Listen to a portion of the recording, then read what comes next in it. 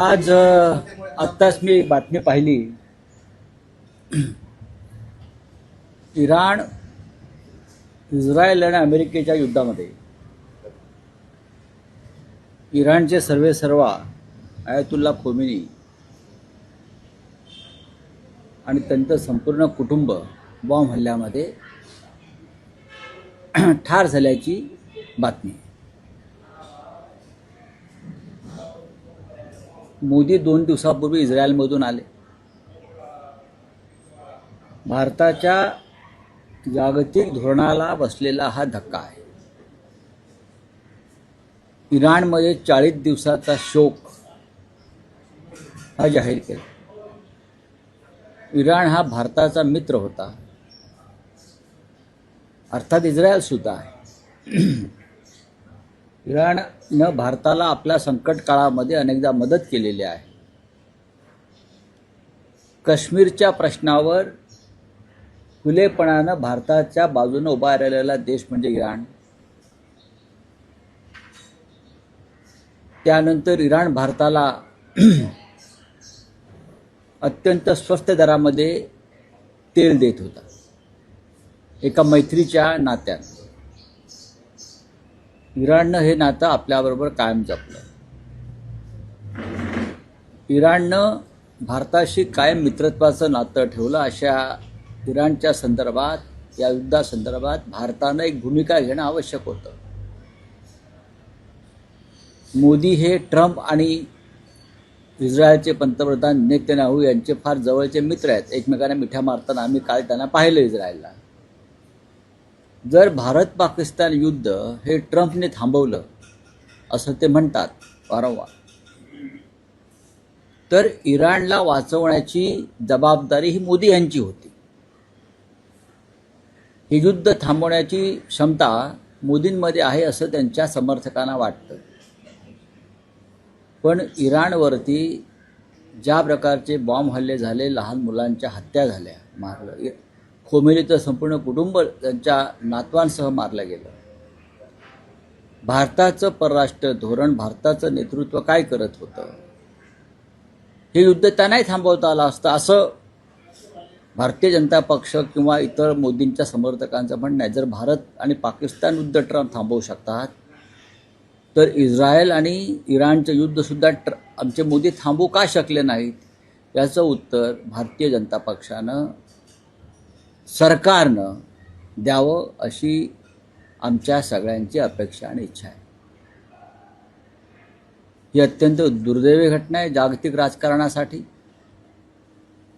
ही अत्यंत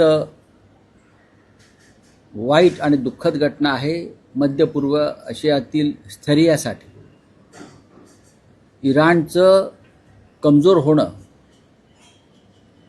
हे भारतासाठी सुद्धा अत्यंत घातक आहे. कारण ज्या पद्धतीनं आता इराणवर अमेरिका आणि इस्रायल ताबा घेईल, हळूहळू ही पावलं भारताच्या दिशेनं पडू शकतात.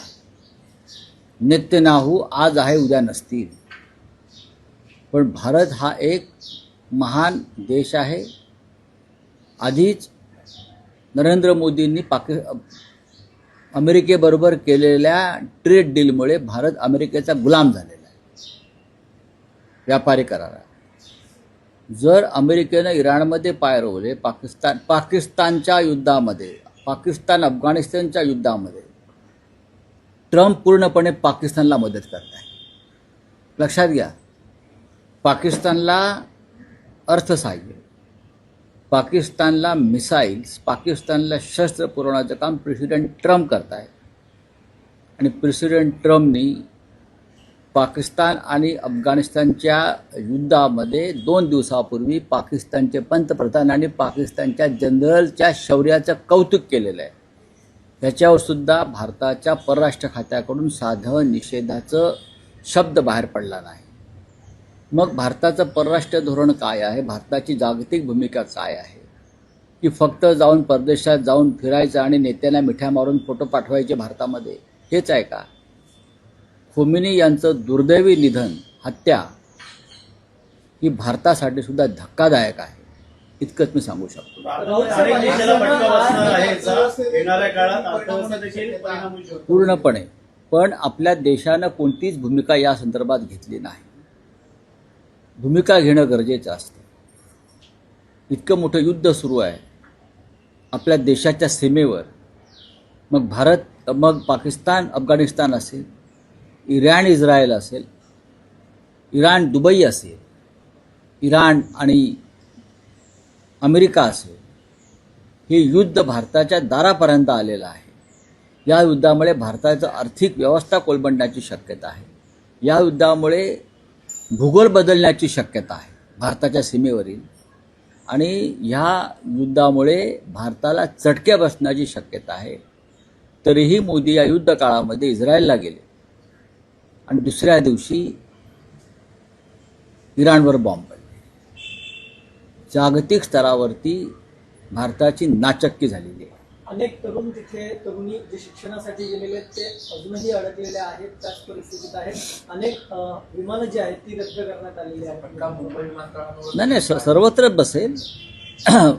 आखाती राष्ट्रामध्ये, मग दुबई असेल, कुवेत असेल, बहरीन असेल, इस्रायल असेल, अनेक ठिकाणी भारतीय पर्यटक अडकून पडलेले आहेत.